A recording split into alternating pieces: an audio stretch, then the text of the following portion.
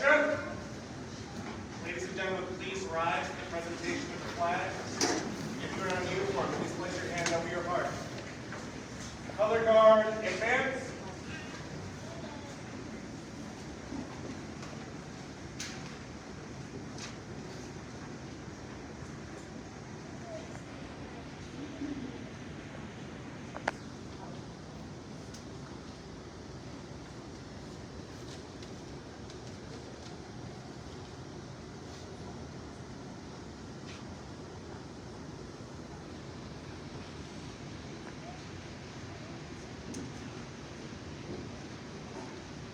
Color guard, post the colors. We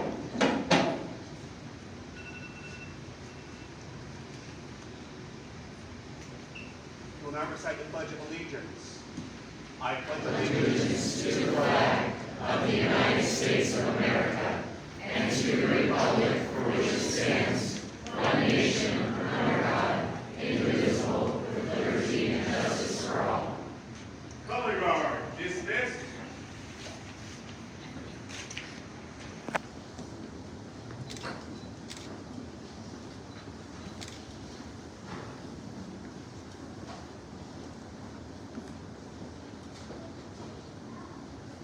Thank you very much. You may be seated.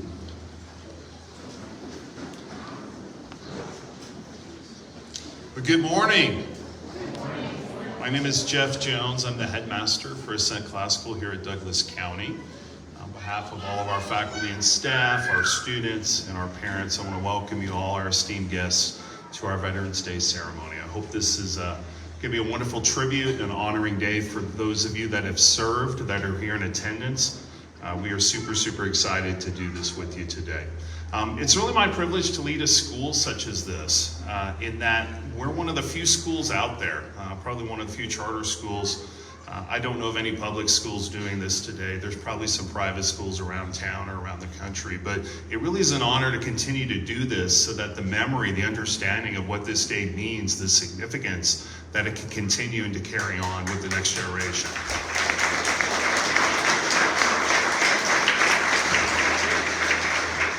We are probably 30 minutes or so out, give or take, from the time zone changes where the annual ceremony will be taking place at Arlington National at the Tomb of the Unknown Soldiers. And so with parades, colors, all different types of things. But it's kind of sad, but at the same time, I hope it's encouraging to you that this is what we're doing. This is who we are. We're a patriotic school. We're not ashamed of that. We're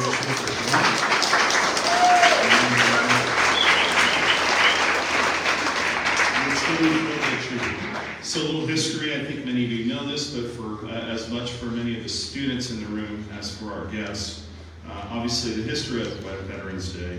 World War I, known as the Great War, officially ended with the Treaty of Versailles. That was on June 28th of 1919. And in the Palace of Versailles, the treaty was signed in France. But fighting had ceased some 7 months earlier. There was an armistice, a temporary cessation of hostilities between the Allied nations and Germany. It went into effect, and it went into effect on the 11th hour of the 11th day of the 11th month. Hence why you hear 11 o'clock so often associated with the ceremonies. For that reason, November 11th, 1918 is generally regarded as the date that was the end of the war, to end all wars. So Veterans Day began officially as an Armistice Day in 1919, but it was changed in 1954. And when it was changed in 1954, it was done so to honor veterans of all wars.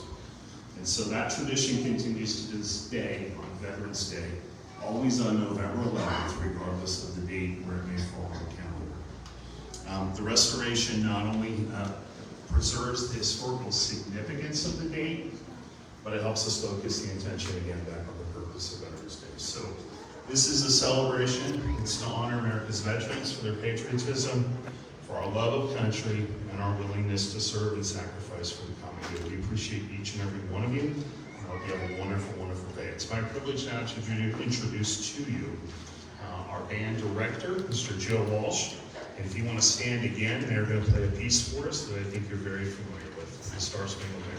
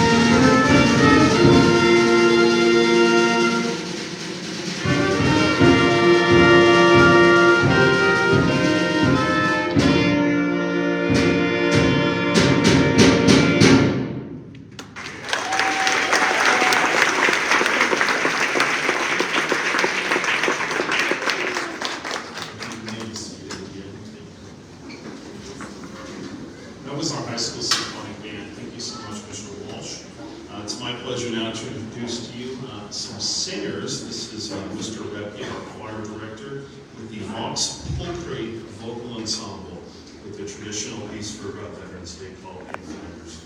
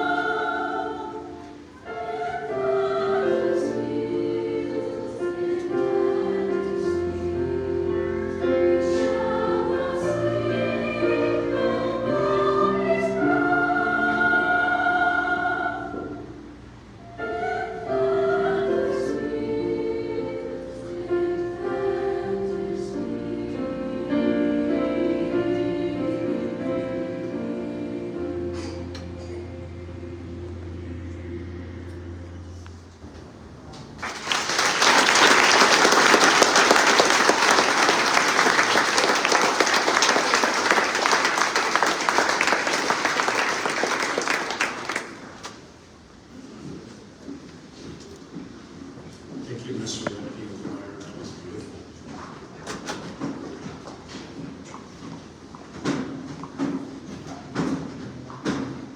It's my pleasure at this time now to introduce our guest speaker. He comes to us from down the road in Colorado Springs. We got hooked up and introduced to him through a lot of members that we know through LP Lawrence. So, Jack Briggs, he's the Assistant Vice Chancellor, for Public Safety Operation now at the University of Colorado Boulder. Shining some light up there. Jack oversees university emergency management, continuity of operations, event security, and flight operations. Prior to joining CU Boulder, Jack was president and CEO for the Springs Rescue Mission, Southern Colorado's largest homeless shelter and addiction recovery program. Before his time at the Springs Rescue Mission, Jack was the vice president for global resiliency and security at NYU. He was responsible for organizing, integrating, and executing the university's emergency management and continuity programs and security for NYU's 15 campuses in 11 countries. While at NAU, he earned his doctorate in educational leadership and innovation. And before NYU, Jack served in the U.S. Air Force for more than 30 years in a variety of senior leadership roles, eventually retiring as a major general. During Jack's extensive military career, he last served as Director of Operations for the headquarters of U.S. Northern Command, called NORTHCOM in Colorado Springs. He was responsible for the defense of North America, along with support to all federal agencies and state governments during civil operations, including natural and man-made disasters. He entered the Air Force as a graduate of the U.S. Air Force Academy with distinction.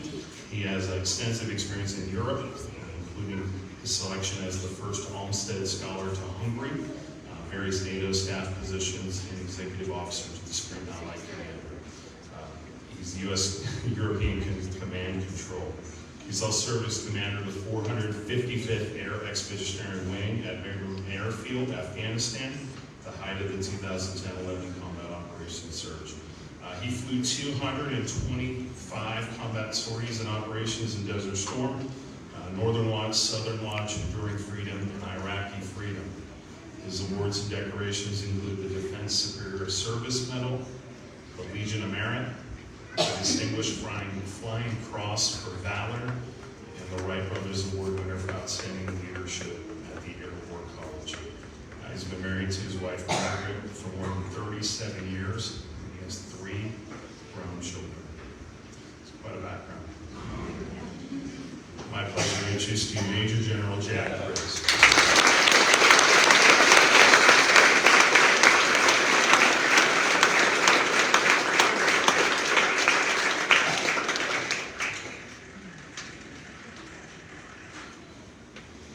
First of all, I want to thank everyone who participated in the music this morning.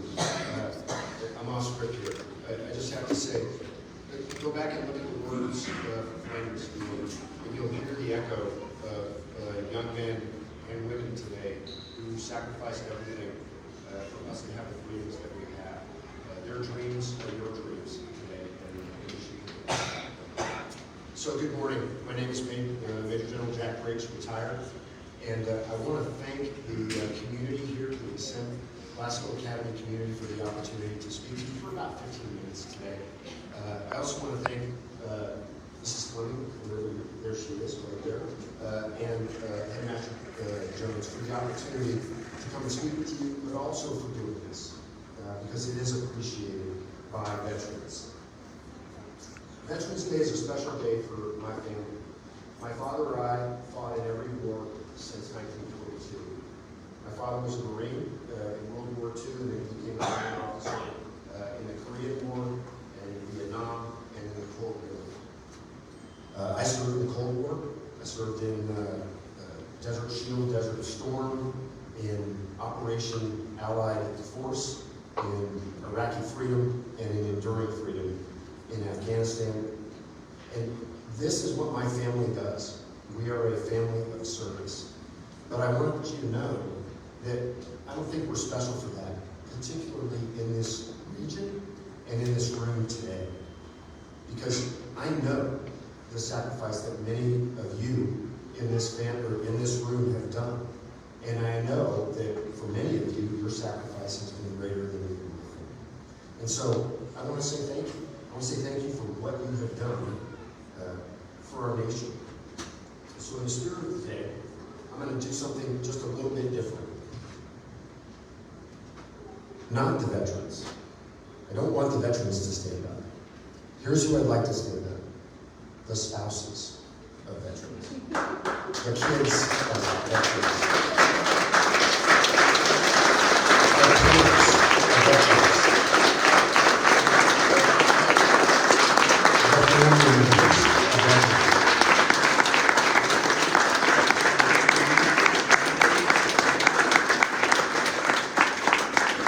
Thank you very much. Thank you for your service. The unsung heroes. Because I know what your sacrifice has been, and it's very, very much appreciated.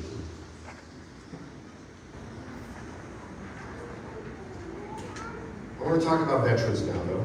And veterans have and continue to be the critical role player that our nation has turned to for stability. Now, we recently had what some might call a hotly contested election. Yes.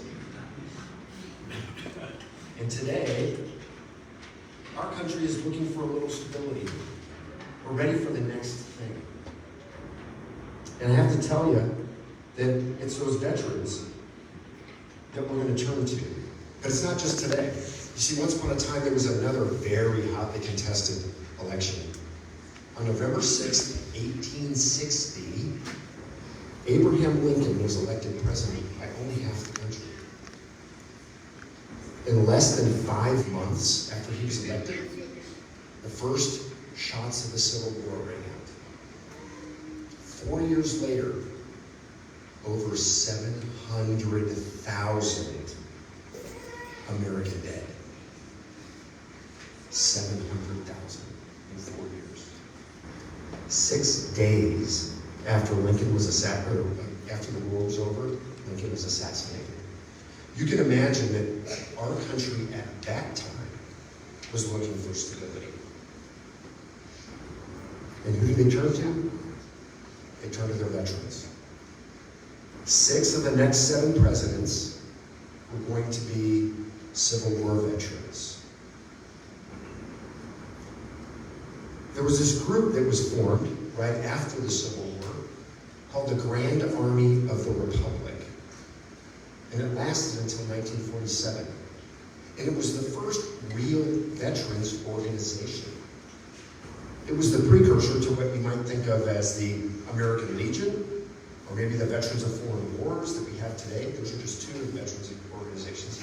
But this organization came together for a purpose. And the purpose was to help veterans with housing, to create a pension for veterans, to help them reintegrate back into society.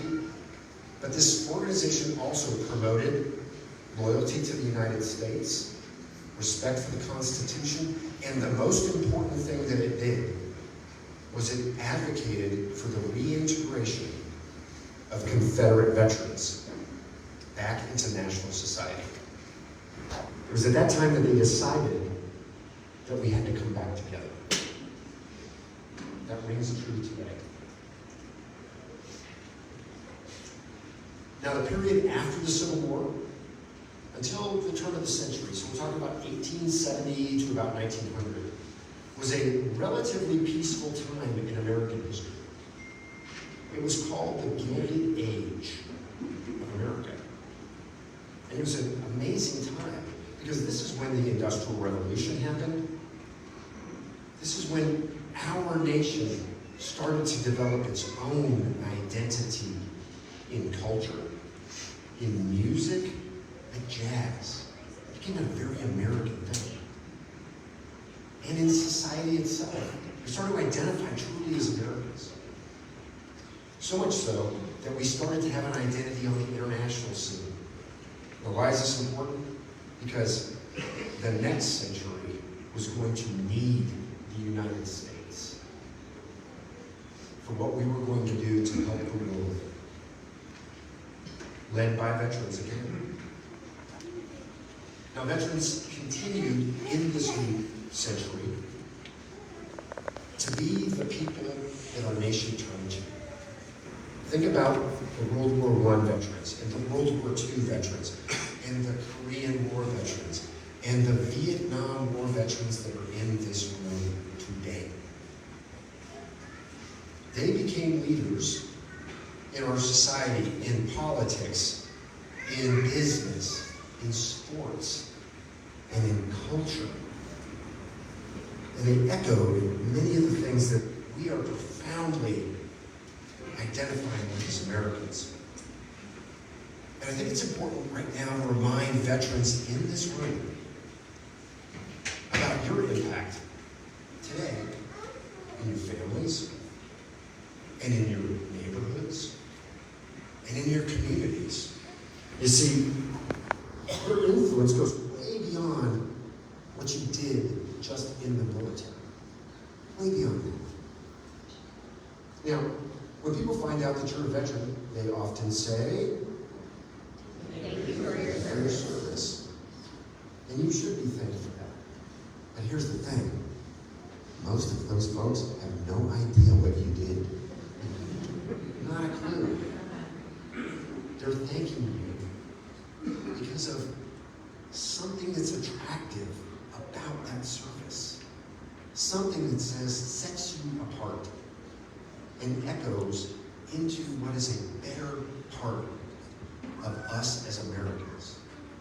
Now, I take my service very, very seriously.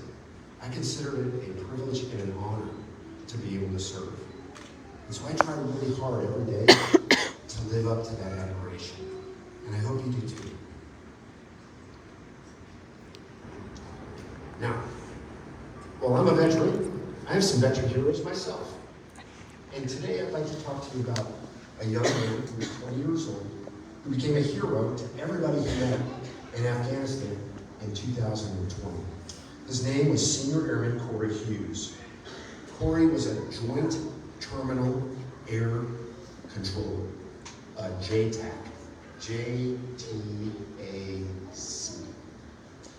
Now, on this particular day in 2020, I was flying my two-ship of fighters in eastern Afghanistan, and we got a call on our radio that there was an Army unit that was engaged in a heavy firefight, and they needed air support. Now our jets, they're designed to deliver some serious firepower very accurately, but we need to talk to somebody on the ground to help guide us to do that. And on this particular day, that was Corey Hughes. So when we showed up over the battlefield, we could see the fight going on. We called Corey on the radio, and when he keyed his mic, we could hear in the background,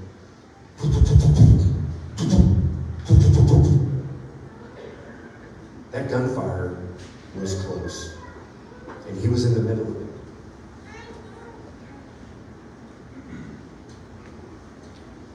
Now, in the background, I want to make sure that you understand that Corey was a very junior person on that battlefield. He was an airman working for the Army, and he was the key element to connect us. So we started talking to Corey about what the plan was going to be. He was cool, calm, and collected. He was ready to go. He had a great plan for us, and about halfway through the plan, I heard him say, "Hold on, sir," and he was gone.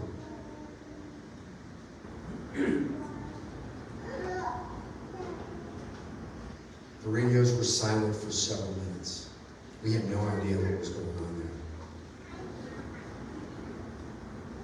All of a sudden, the radio came back to life, and it was Corey, and he was out of breath.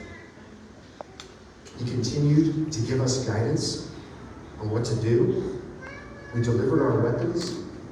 The enemy retreated, and his unit was extracted by helicopter.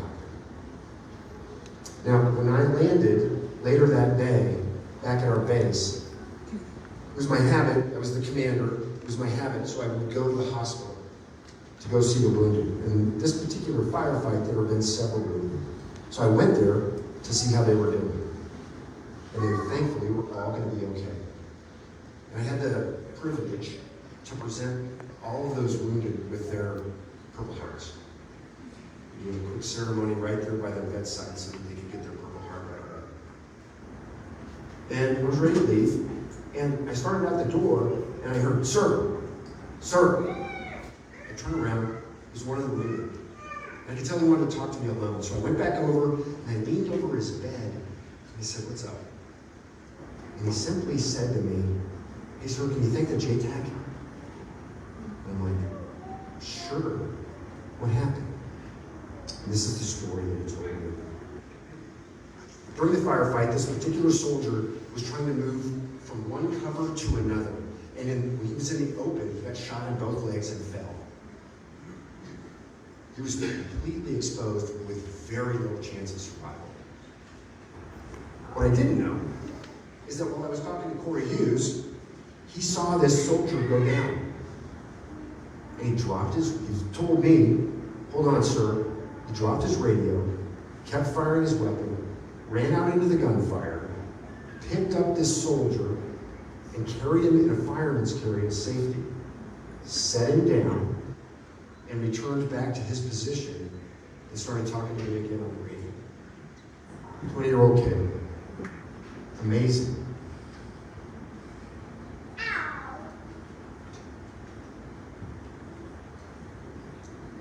So when Corey did that, I had to think, why? Unfortunately, a couple of days later, I actually got to see Senior Airman Hughes. You can imagine we were all pretty interested in this story at this particular time. And so I asked Corey, I said, hey, what happened and why did you do this? And he kind of relayed the same story to me. And so did a bunch of other witnesses. So this is a documented thing that happened. I said, why'd you do it? He said, sir, I saw that guy go down. I couldn't quit. I couldn't stay back. I had to do something. And I think to myself, that decision by that kid that day saved that guy's life. Even though it was hard. Even though he was risking something in himself to do that. I think that's a powerful message for all of us. So what does that mean for us today here in Colorado, in this room on Veterans Day? Well, my message is pretty simple to you. Today is as good a day as any for all of us to decide to have a spirit of service for others. We can choose to do that. But it starts here today.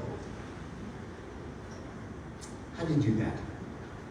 Well, your response doesn't have to be as dramatic as Corey Hughes.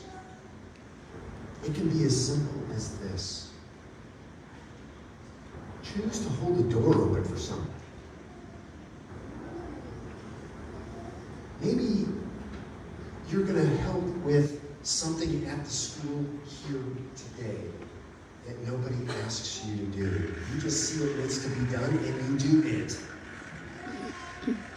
That's the service mindset of a veteran. That's what we chose to do. Not for ourselves, but for others.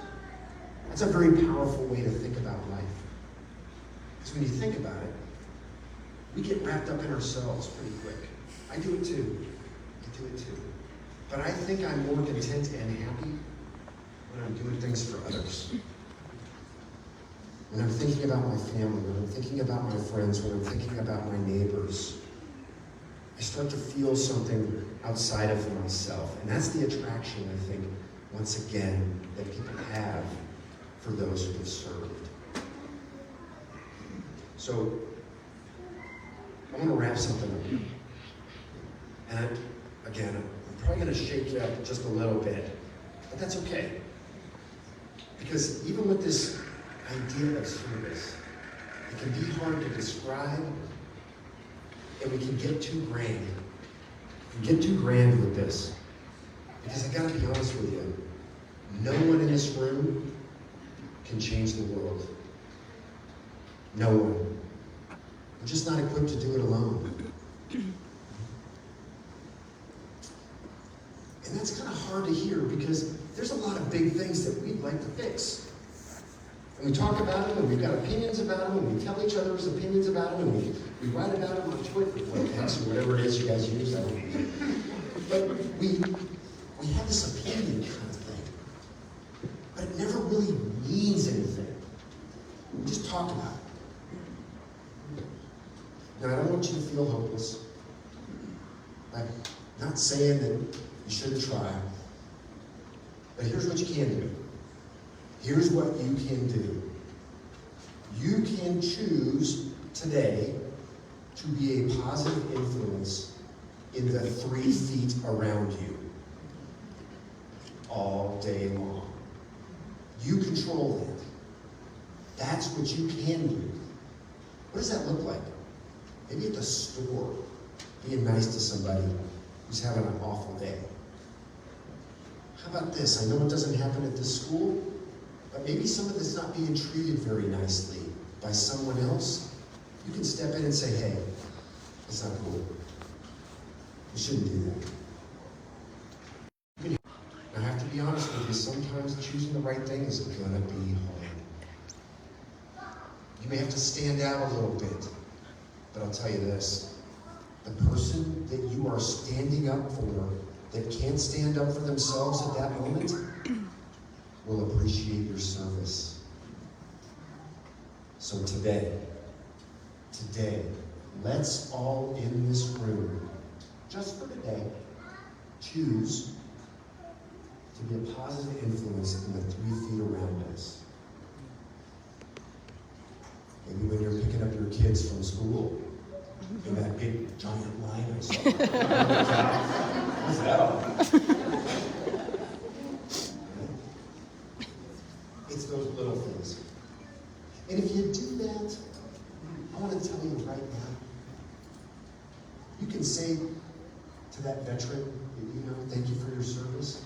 But if you have the attitude of 3 feet around you, that's going to be a much better thank you for your service to the generations of veterans who sacrificed so that we can be the land of the free and the home of the brave and a wonderful place to live. Thank you.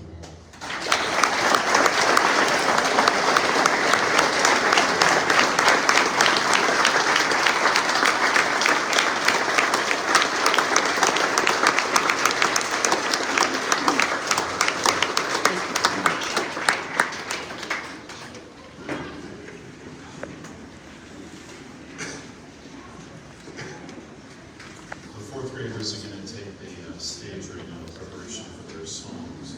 But thank you again, Major General. Wow, isn't that great to see? I went through a 2 or 3 minute description of the bio, the background. It has all kinds of accolades and awards, and he decides to tell you about Corey. He decides to tell you about how to go serve others. So I think that's a testimony. That's who we are. That's what we're about as a school, is trying to help serve others. And so I want to let's give them one more round.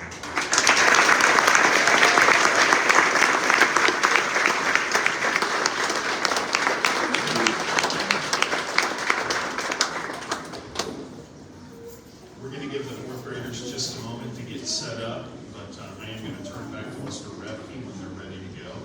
And he'll talk you through the next step. But this is a time, veterans, where you're going to want to stand when you hear your particular fight song. So I'll let Mr. Repke have the floor. Thank you, Mr. Jones. All right, so greetings, everybody. I'm Tyson Repke. I'm the choir director and also the 3rd and 4th grade music director here at the school. While the 4th graders are coming on and getting position, it's going to take us a minute. I'm going to explain this while they're getting on because there's 95 of them.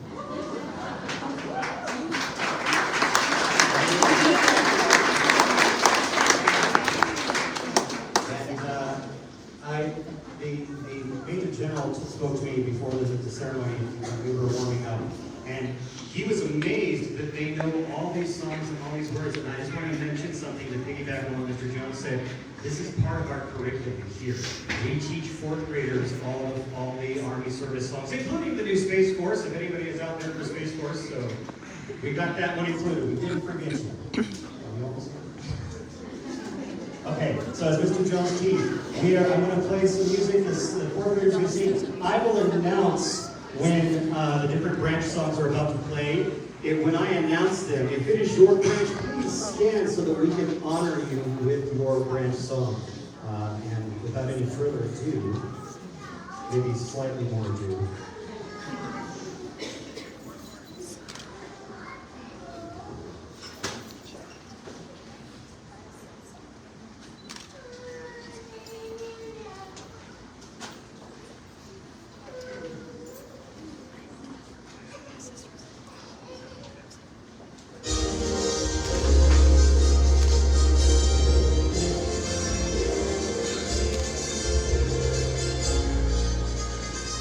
First one's for the United States Army. First to fight for the right and to build the nation's might, and the army goes rolling along. Proud of all we have done, fighting till the battle's won, and the army goes rolling along. And it's high, high day, the army's on its way, shouts of the nation's flag strong. For wherever we go, you always know that the army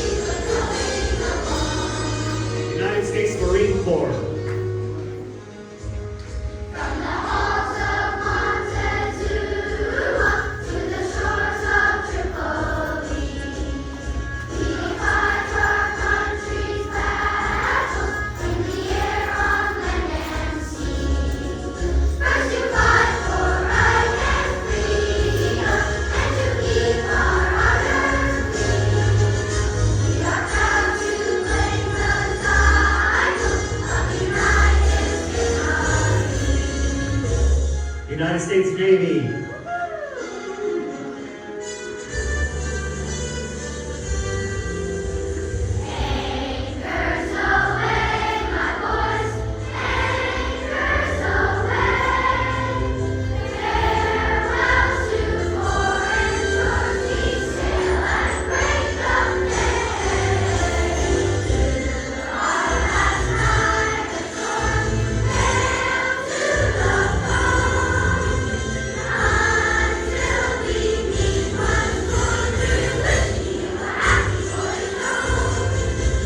United States Air Force.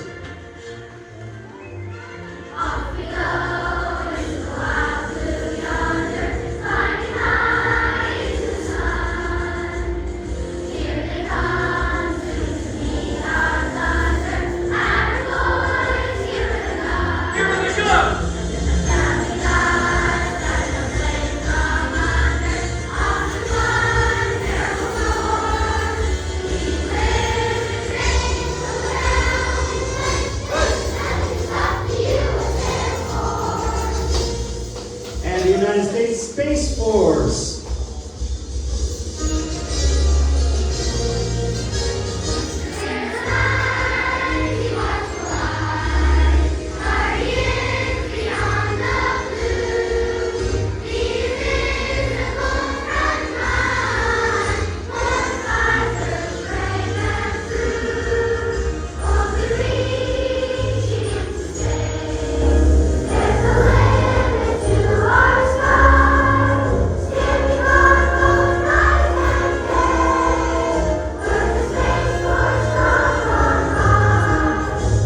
The United States Coast Guard.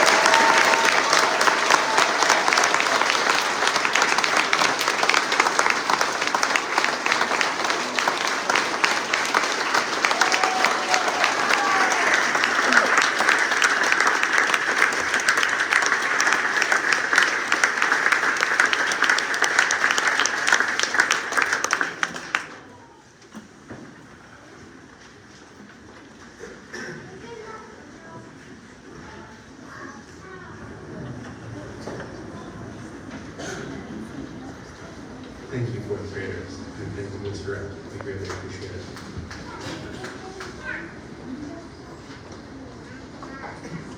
My name is Nicholas Sparks. I am the Dean of Upper School and Fine Arts here at Ascent. First, wanted to just thank you for being with us in the wonderful ceremony. Thank you, Major General Briggs, for your wonderful speech. And thank you to all of our musical ensembles for the great performances so far. It's my privilege to next introduce the Missing Man Memorial. And the occasion to do that, and Major General Briggs' remarks reminded me of a quotation from George Eliot, the famous English novelist. I just wanted to share that with you. Eliot says, "The growing good of the world is partly dependent on unhistoric facts, and that things are not so ill with you and me as they might have been, is half owing to the number who lived faithfully a hidden life and rest in unvisited tombs." As you entered the room this morning, you may have noticed a special table over by the entrance. It is reserved to honor our missing men. So, if you please, I'll have the privilege of explaining the meaning of that table to you first, and then afterwards we will have a moment of silence. table is set for one to symbolize the isolation of those who are absent. It is round to show our everlasting concern for them. The cloth on the table is white, symbolizing the purity of motive of those who answered the call to serve. The single red rose reminds us of the lives of these Americans and of their loved ones and friends who keep the faith by seeking answers. The ribbon represents the love of our country, which inspired them to answer their nation's call. A slice of lemon reminds us of the fate captured or missing in a foreign land. A pinch of salt symbolizes the tears of our missing and their families. The candle reflects our hope for their return. The glass and bird on the table symbolizes their inability to join us in a toast. And the chair is empty. They are missing.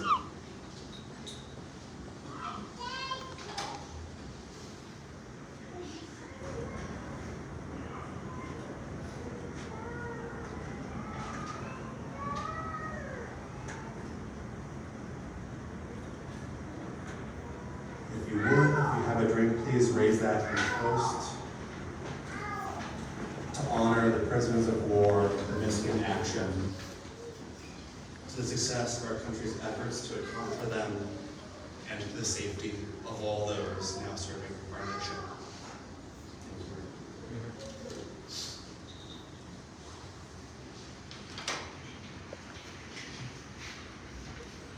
Thank you. It's finally my privilege to reintroduce our music ensembles for kind of the tail end of our ceremony. So first, I'd like to introduce Mr. Walsh and Mrs. Battenfield, our band and orchestra directors. The Symphonic Band and Orchestra will be performing Western Hymn.